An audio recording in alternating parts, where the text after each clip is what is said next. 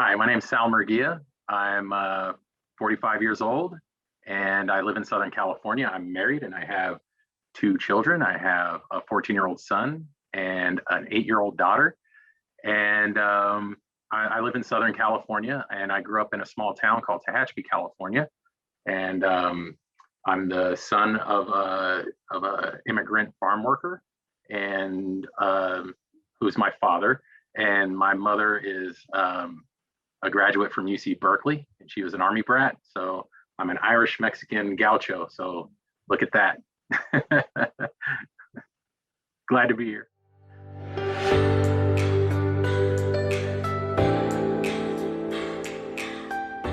What do you think people's first impression of you is? I think people think that I'm pretty friendly and outgoing. That's what I would like to think. I mean, I've always been sociable. When I was in elementary school, I always get voted for best personality. And so things like that. So I've always been a good-natured, friendly person. As I've gotten older and I've become an adult, I've grown to be a little bit more intense. But no, I'm a friendly, pretty, I wouldn't say laid back, but pretty easygoing in the sense that I try to take life as it comes and be at ease with things for sure. That's awesome. And I know that that is not, especially in this last year, the easiest thing to do is to kind of take life as it comes. Um, is there anything that was pivotal for you in your life that really made you say, no, I just have to stop. I need to take things at me the way that they're coming at me, and I need to process information differently? Oh, shoot. I mean, well, just a little bit about myself. I mean, where I grew up, just to give a little background about myself, my father is a farm worker, and I mentioned that in my intro. And my mom was a military brat from the Midwest in Chicago.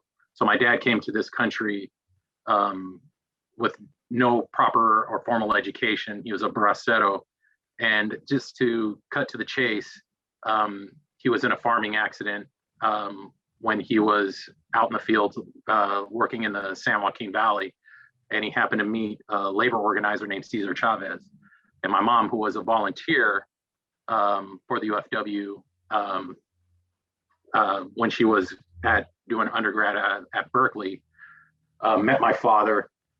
And so to make a, again, to cut to the chase, I grew up in a pretty strong activist type of family. So I was pretty much woke before woke became a thing, So I was privy to a lot of what we would call,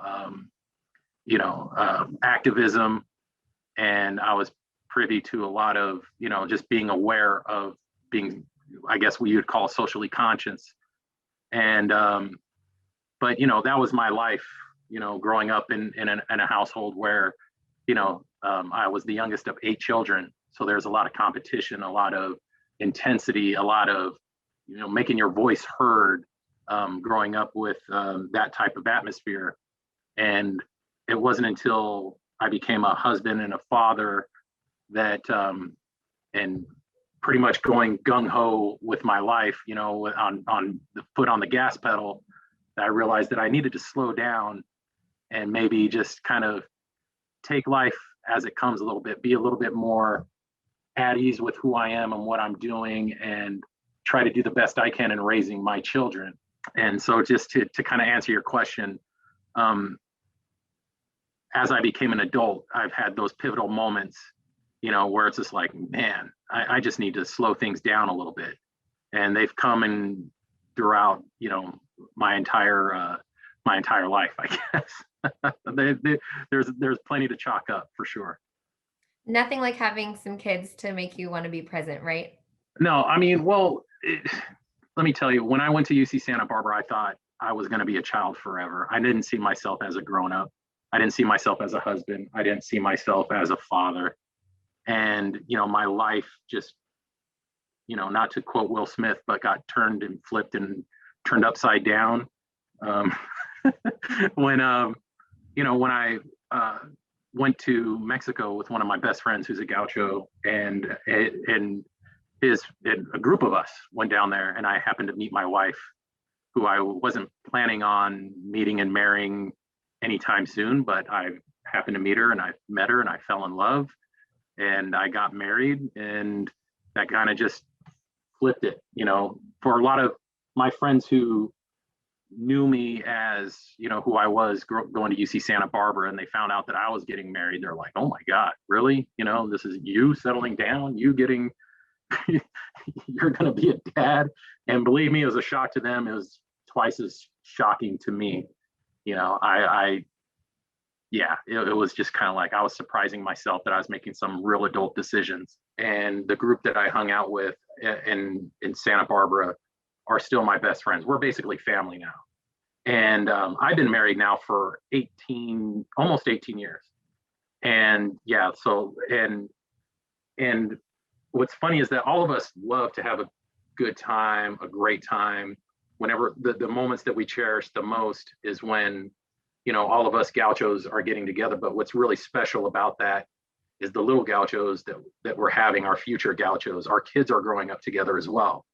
And we get to see each other quite often. And I would say that it's a special group of people. And I know that everyone says that about their experiences with their friends from Santa Barbara.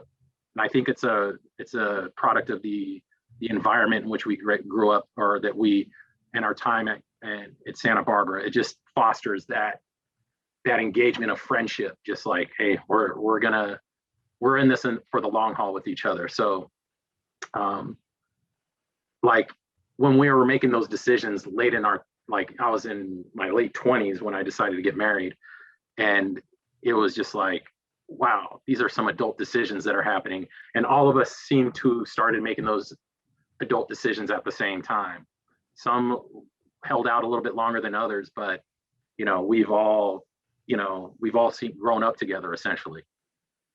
Yep. And you said something about our time at UCSB and kind of how we grew up. And I think that was the right statement. I mean, we go there. I was 17 when I started my freshman year of college. And I had only been 17 for about 3 months, 5 months. So I'm not by any means an adult, right? And so you do come into your own. I graduated a month after I turned 21. And I'm sure it's similar for you, where you started probably 18 and you move through to, 21, 22, and you spit out as this adult with all these great experiences. And I think UCSB has such a unique community where else can you go and have everyone practically live in 1 square mile and see each other all the time and be there for each other. And you just walk over when you need a shoulder, or walk over when you need, a friend or a study buddy or whatever the case may be. Oh, the beauty about going to Santa Barbara and spending time and living in Isla Vista or IV is I describe it to people who are not gauchos. It's like an adult Disneyland. It's like a fantasy land. It doesn't exist anywhere else on earth. So you said that you grew up in Tehachapi and it was a very small conservative community. So can we talk about that and how it relates to your actual family itself? You said you have a lot of siblings. You said you were raised in an activist household. So tell me how that fits in Tehachapi. How did that happen for your family, and what did that look like for you guys? Well, like I mentioned earlier, my father met Cesar Chavez when he was in a farming accident, but Cesar asked my father to join the United Farm Workers Movement. My father was one of the first union members of the United Farm Workers Movement. Cesar asked my parents to open up what is today La Paz, California. It's a small community in Keene, California, which is 10 miles away from Tehachapi. And it was the old Stony Brook tuberculosis hospital. And so he asked my parents to go and open this up. My parents were living either in another small town in the San Joaquin Valley or the Bay Area. They were up around in that area. And so only 2 of my siblings, well, I should say this, there was 3 siblings from my father's previous marriage and 2 of their own. And when they went to La Paz, they brought them with them, and they opened this place up. And Keene, California is, like I said, near Bakersfield. There's a lot of ranchers, a lot of, for lack of a better term, white conservative Americans there. And you drop a biracial family right in the heart of there, with the news that they are associated with Cesar Chavez, who was not particularly popular at that time with certain people. He was seen as a socialist, a communist, a guy who was up to no good, creating strikes and picket lines and at local grocery stores. He was frowned upon. It didn't look good. And so when my parents went there, their lives were threatened with violence and outwardly threat, saying, we're going to come there, we're going to shoot you, we're going to do this, that, and what have you. And not everyone there was unwelcoming. They had some local allies that were there to protect them. My mom described a night where she brought her and my siblings. They walked across a creek to a home, and they spent the night there because they were under the threat that their home there was going to be attacked. So to kind of elaborate on that, outsiders weren't necessarily welcomed in this type of community.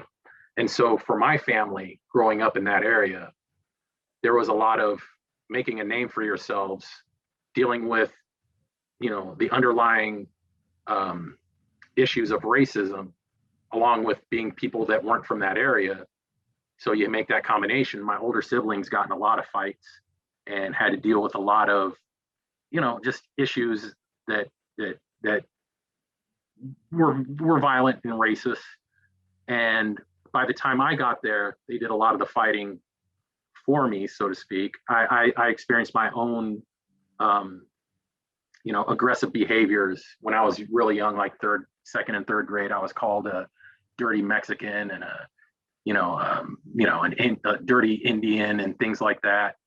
And but I was taught from my family to stand up for yourself, fight back. My brothers didn't have a problem fighting, so we were known as a pretty tough family. Fighters, people like that.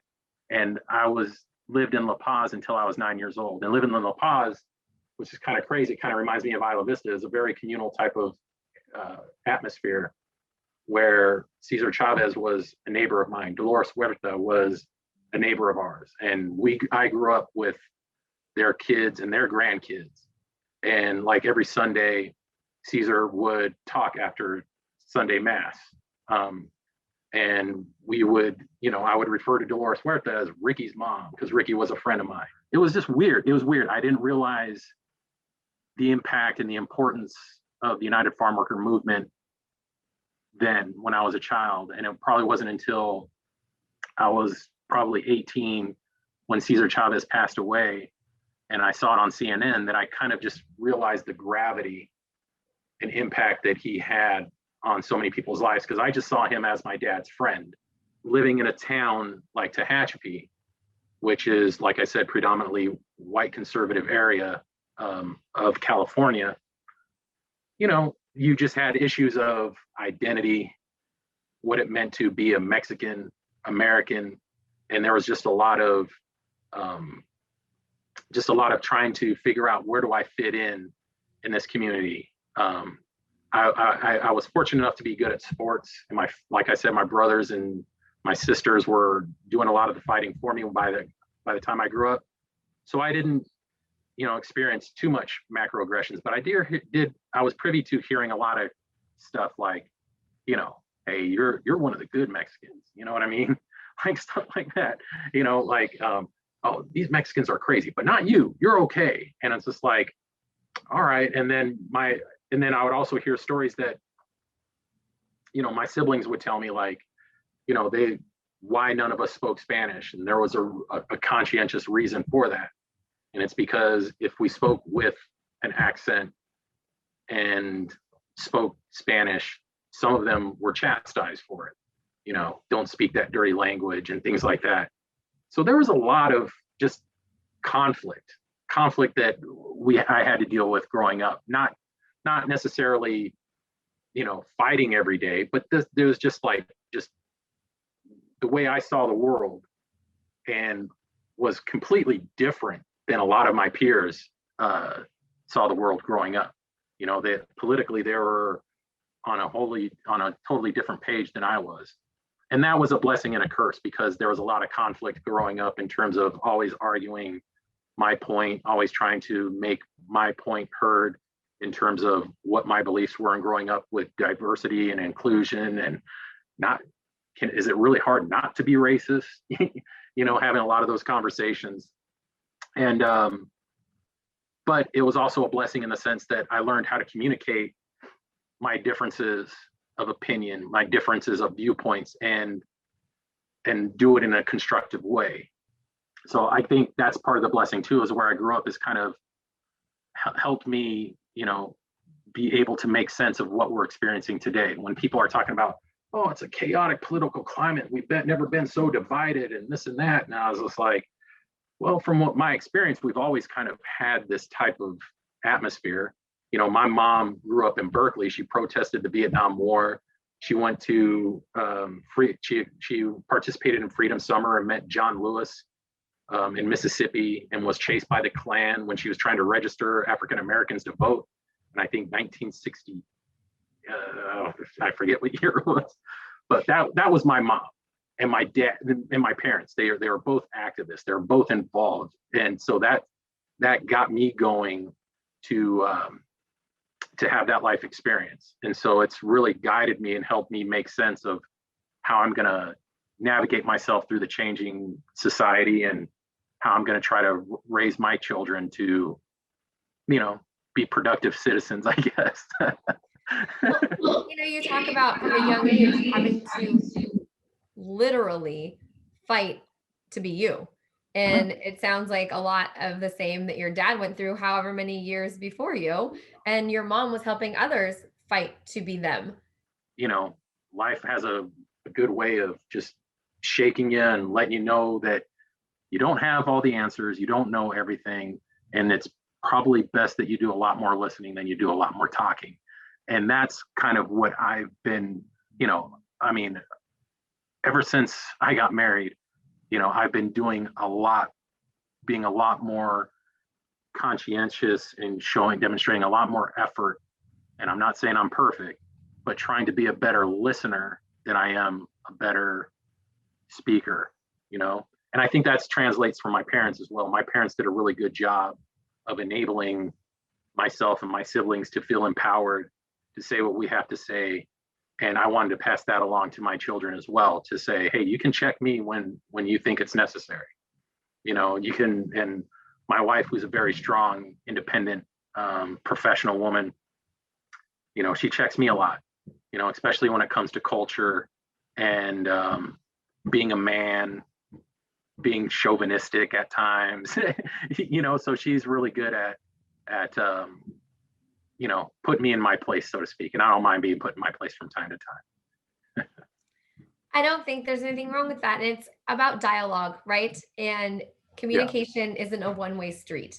And that doesn't mean that you have to only communicate with other adults. Your children have a voice too. And that's how they learn, right? Is by communicating with you. And I don't have any children, but I am all about empowering children to feel that they can say and be anything they want to be. It's interesting too, because that comes up a lot in these conversations about being heard and just having a voice and feeling comfortable enough to share it. It's hard to accept people that don't value you as a human being, and that's pretty tough. And that's one of the primary tenets that I grew up, being the product of a movement that Cesar Chavez started leading. Once you have dignity, once you have self-respect, dignity, and an education, no one can ever rob that from you. And my father took that from Cesar, instilled that into us, and that pride. And that's something that I want to pass along to my children, and my children to pass along to their children. Pride, dignity, respect. And once you have that as an individual, once you have that as a group of people, no one could ever rob you from that. And so when I get back to when people don't even acknowledge me as a person because of bigotry, racism, and supremacy on any level, and it's just kind of like, well, you know what, then, you know, maybe we can't be cool, maybe we can't be friends. But I'm not going to take away your right to be a human being and a person, but it just knows where I stand in your eyes. But I think that a lot more people need to have these types of uncomfortable conversations to where, you know, you disagree, you're friends, you're respectful, you disagree, but you need to have these types of uncomfortable conversations in order to understand each other. A lot of my friends didn't have any idea that I had some of the conflict that I had growing up, because it wasn't like anybody was overtly trying to make me feel bad. When you're a minority in a culture and you're trying to find your place in society, society just has a way of just telling you how you should feel or how you should be. You know, if heroes don't look like you, if heroes don't speak like you, if some of the people that you looked upon, like a person like my father or like Cesar, and they were called communists and socialists and, you know, people that were up to no good, it kind of makes you question whether or not you should be proud or ashamed of who you are. You know, my father didn't look like Wally Beaver. You know, he didn't play and understand the sports that I liked or spoke to the pop culture that I liked. So it took me a long time to understand and love what my father brought to the table. And as I've gotten older, it's been something that's a lot more deeper than just playing a game of catch. It's instilling wisdom and things that that will be passed on for generations. And that's, as I've gotten older, it's like I've gained that sense of pride, that self-pride. It's like, my father was a badass. You know, my mom was badass too. I wish we had like 2 more hours to get into your whole entire story and your journey even deeper, because you have had some extraordinary things happen in your life and extraordinary people that you've gotten to be surrounded by. And it's very fascinating. The normal stuff to me is what's extraordinary. You know, raising a family, having kids, watching them grow. That's what I love talking about. I don't, you know, I always get uncomfortable when I talk about my own personal accomplishments or what I'm doing with my own life, what my job is, what my occupation is. To me, that's something that I do, but it's not who I am. And to me, who I am is being a father, a husband, a son, and a friend, and a confidant to other people. And that's where I hope to influence, you know, people throughout my life and pass along that sort of light that was shined upon me from my parents, and who are my influencers, and try to pass that along to other people as well. I love that. And you're right. I feel that what you do doesn't always define you. And I mean, as in your job and your career, doesn't always define you as a person. It's how you go about and move about your life and what is meaningful to you. With that being said, what is something that would surprise people to know about you? I guess I'm just a really caring and loving person. You know, I just value people, you know, and I don't know if that would come across as a surprise. I guess I'm sensitive. Like, all my gaucho friends would probably laugh at me for how sentimental and syrupy I get with certain things, nostalgia and all that stuff. They'd probably make fun of me for, you know, oh, you're being soft, but I'm a softie. You know, I'm a softie by nature. And, you know, I just, you know, I'm just a sentimental type of person, you know, and I think that would surprise a lot of different people, because I think some of the perception of me from others who might not know me as well would look at me as being tough and confident and hard, or I don't know, but I'm a, you know, I have my insecurities, I have my vulnerabilities, and I've tried to express that in many different ways over the years with the people that I've come in contact with. But I think the ones that truly do know who I am understand me as a loving, caring, and passionate person, especially about the relationships that I have with them. You are so genuine. It's so obvious. And, you know, it's not surprising to me through having this conversation with you that you are um, compassionate and that you are a sensitive person because you speak so highly of your family and um, your, you know, your parents, your siblings, and of course your wife and your children. And that is a beautiful thing to see. Yeah, Um, no, my brothers are literally my brothers and my sisters are my heroes. That's why I grew up admiring. this has been a wonderful conversation, and I've learned so many things and have had so many emotions come up for me. And I just loved you sharing your story. And I'm so grateful for you and the stance you take on things and the drive to educate not only your children, but other people and move through life as a strong, confident person that wants others to feel the same. So, as we close this conversation out, I hate that I have to ask you this last question because that means our conversation is over. But Sure. for all intents and purposes, or we would be here for 2 hours. Right. Um, as you're walking through the community, what is, if you could hold up a sign that said one thing about Sal, what would you want people to know? I'm the greatest football player in the history of Tehachapi.